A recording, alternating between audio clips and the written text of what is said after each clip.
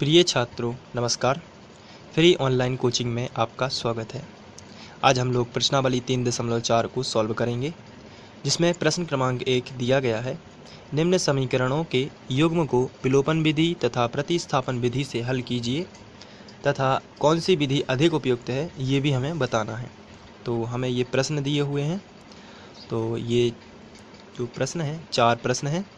तो हमें इन प्रश्नों को विलोपन विधि और प्रतिस्थापन विधि दोनों से सॉल्व करना है। तो सबसे पहले हम पहला प्रश्न करेंगे x + y = 5 और 2x - 3y = 4। आइए करते हैं। तो इसके लिए हम सबसे पहले लिखेंगे दिए गए समीकरण और दोनों समीकरणों को लिख लेते हैं और इसे समीकरण 1 बना लेते हैं और इसे समीकरण 2 बनाते हैं। अब हम विलोपन विधि से चूँकि करेंगे, इसलिए विलोपन विधि जो है उसमें हम यहाँ पर हेडिंग डाल देंगे विलोपन विधि से।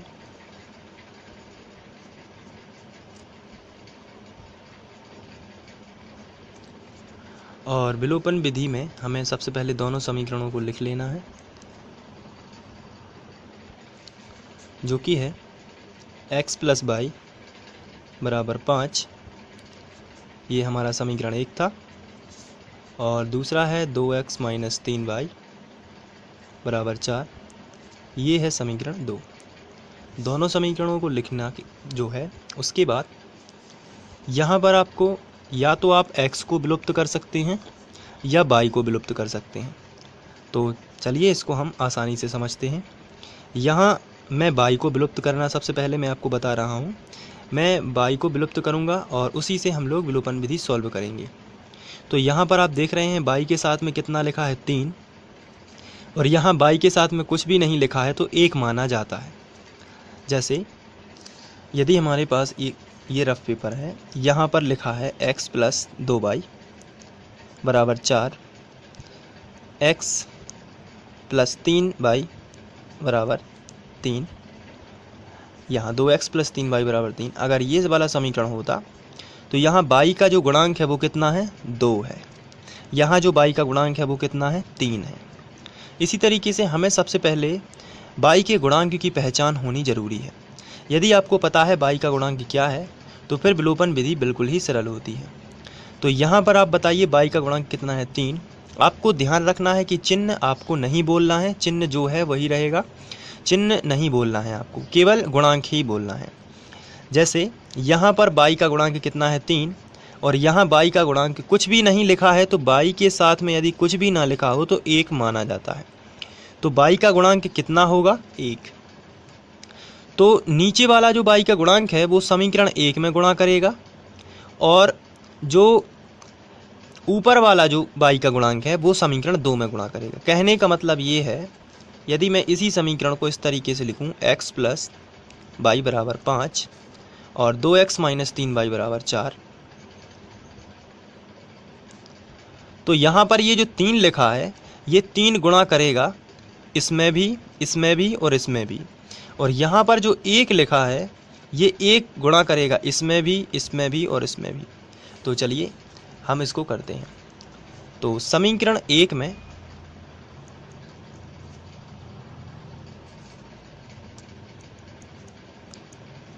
समीकरण 1 ये है, ऊपर वाले समीकरण में नीचे वाले संख्या से गुणा होगा, जो कि y का गुणांक कितना है 3 है। तो समीकरण 1 में 3 से गुणा तथा जो समीकरण 2 है, ये नीचे वाला जो समीकरण है उसका गुणा होगा ऊपर वाले, यहाँ y का गुणांक कितना है 1 है तो 1 से होगा। तो समीकरण 1 में 3 से गुणा तथा समीकरण 2 में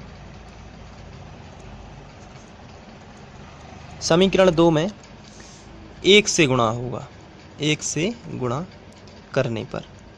ये विलोपन विधि है। आपको ध्यान रखना है y का जो गुणांक है, यहाँ y का गुणांक कितना है 3, तो 3 का गुणा होगा पूरे समीकरण में, और नीचे जो है नीचे वाला जो समीकरण है, नीचे वाले समीकरण में ऊपर वाले y का गुणांक का गुणा होगा। तो इतना सिंपल है ये करना। अब यदि मैं इसको अलग से समझाऊं तो यहाँ पर यदि हमारा समीकरण होता 4x + 2y = 8 2x plus 6y बराबर 12। यदि ये समीकरण होता तो इस 6 का गुणा होता ऊपर वाले समीकरण में पूरे में, यानी कि 6 का गुणा यहाँ हो जाता इस तरीके से, और 2 का गुणा जो होता नीचे वाले समीकरण में। तो आशा करता हूँ कि ये आप समझ गए होंगे, बहुत ही सिंपल है समझना। नीचे वाले y का गुणांक का जो है गुणा वो ऊपर वाले में होगा, और जो नीचे वाला है वो y का गुणांक जो ऊपर है वो गुणा करेगा। तो चलिए, इसीलिए हमने इसमें लिखा है y का गुणांक जो 3 है, 3 का गुणा पूरे समीकरण में, और यहाँ जो y का गुणांक है 1, इसका गुणा इस पूरे समीकरण में। तो चलिए अब हम गुणा करते हैं। 3 का x में होगा तो 3x, आपको ध्यान रखना है चिन्ह का गुणा बिल्कुल भी नहीं करना है, केवल 3 का ही गुणा करते जाना है। 3 का गुणा इसमें हो गया है, अब 3 का गुणा करना है y में, तो आएगा 3y बराबर 3 का गुणा 5 में, तो 5 दिया 15। ये एक नया समीकरण है, इसलिए हम इसे समीकरण 3 बना सकते हैं। इसके बाद यहाँ जो y का गुणांक है वो है 1, तो 1 का गुणा हम इसमें करेंगे, इसमें करेंगे, इसमें करेंगे, तो कोई चेंज नहीं आएगा। किसी भी संख्या का जब हम 1 में गुणा करते हैं तो वही संख्या आती है। तो यहाँ आएगी 2x माइनस 3y बराबर 4। इसे हम समीकरण 4 बना देंगे, क्योंकि ये भी एक नया समीकरण है। अब यहाँ पर आपको एक नियम और याद रखना है, अगर यहाँ पर असमान चिन्ह है तो हम उसको, यहाँ पर असमान चिन्हों में होगा जोड़ना और समान चिन्हों में होगा घटाना, ये आपको याद रखना है। तो ये आपको याद कर लेना है। तो समान चिन्ह और असमान चिन्ह के लिए आपको इसे याद कर लेना है, तो आप इसको नोट भी कर सकते हैं अलग से। समान चिन्ह यानी घटाना, असमान चिन्ह यानी जोड़ना। तो चलिए, यहाँ पर असमान चिन्ह है तो हम जोड़ देते हैं। तो यहाँ पर आपको इस तरीके से बनाने के बाद यहाँ पर आप लिखोगे जोड़ने पर, क्योंकि यहाँ पर जो हमने y के गुणांक समान किए हुए हैं उनमें असमान चिन्ह है, तो हम यहाँ पर जोड़ेंगे, और यदि यहाँ पर समान चिन्ह आते हैं तो हम इसको घटा देते हैं। चलिए, इसके नीचे हम लाइन खींचते हैं एक, और चूँकि जोड़ना है इसलिए हम इनको जोड़ते हैं 3 और 2। यहाँ पर हम बड़ा प्लस का चिन्ह भी लगा देते हैं, इससे पता चलता है कि ये दोनों ऊपर का समीकरण और नीचे का समीकरण जो है वो जुड़ रहा है। 3x और 2x टोटल हो जाएंगे 5x, और यहाँ पर प्लस का 3y और माइनस का 3y ये कैंसिल हो जाएगा, तो बचेगा 15 और 4 19। तो x बराबर आएगा 19/5। ये जो है x का मान है। अब विलोपन विधि में x का मान समीकरण 1 में रखा जाता है, तो हम लिखेंगे x का मान समीकरण 1 में रखने पर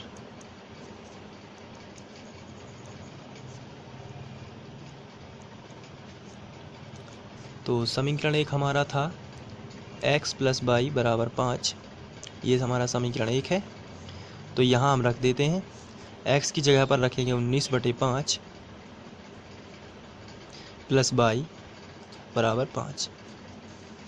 यहाँ 5 का गुणा y में होगा एलसीएम से, 19 प्लस 5 का y में हो गया तो 5/5 बराबर 5। बटे में कुछ नहीं है तो हम इसको 1 कर सकते हैं। अब हम करेंगे त्रियक गुणा।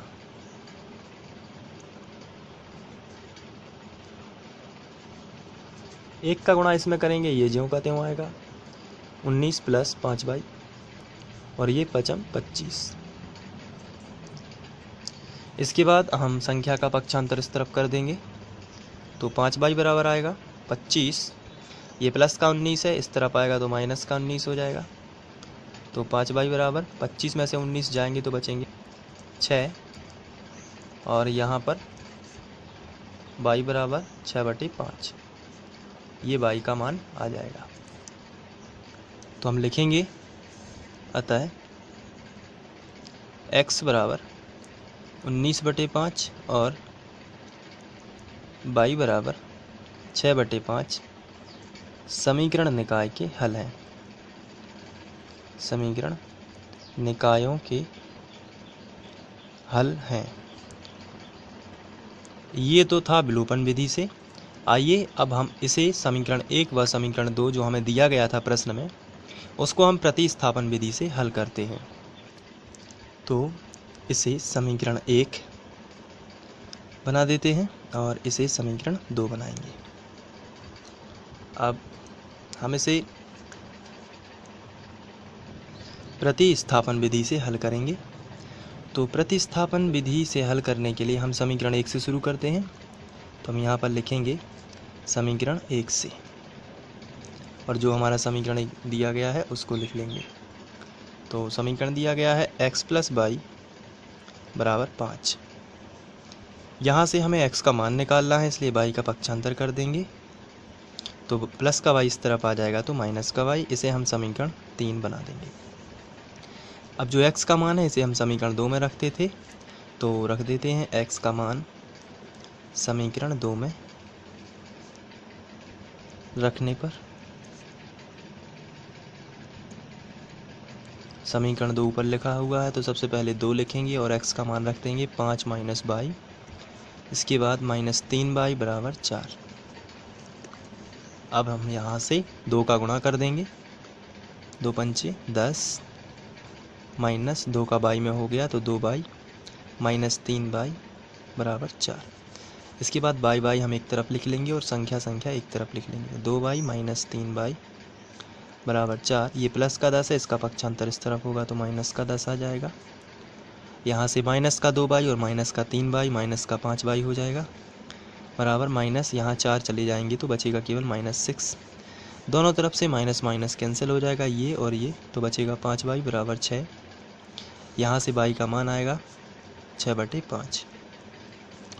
ये जो y का मान है इसे हम समीकरण 3 में रख देते हैं। y का मान समीकरण 3 में रखने पर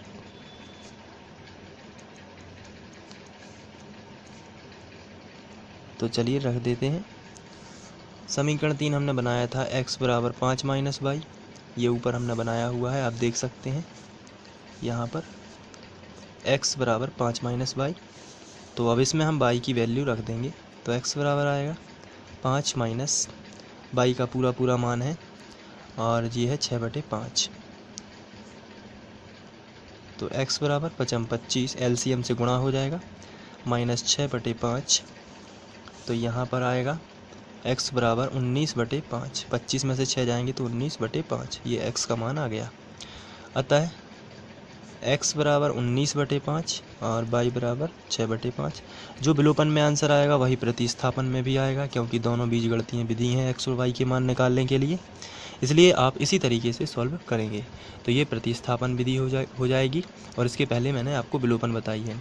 आशा करता हूँ कि दोनों विधियाँ आपको अच्छे से आने लगेंगी, और इसके बाद भी हम लोग दूसरा क्वेश्चन करेंगे, उसमें भी हमें विलोपन और प्रतिस्थापन विधि से ही हल करना है। और जिन बच्चों को कक्षा 10वीं के गणित से संबंधित सभी वीडियो देखने हैं वो फ्री ऑनलाइन कोचिंग की प्लेलिस्ट पर जाएं, वहां से कक्षा 10वीं NCERT सेलेक्ट करें और सभी वीडियो आराम से देखें। और जिन बच्चों ने अभी तक सब्सक्राइब नहीं किया है वो सब्सक्राइब भी कर सकते हैं, और सब्सक्राइब करना बिल्कुल फ्री होता है। सब्सक्राइब और नोटिफिकेशन जल्दी ही मिल जाता है। जो नए आने वाले वीडियो होते हैं वो आप आसानी से उसका मैसेज पा सकते हैं। Thank you.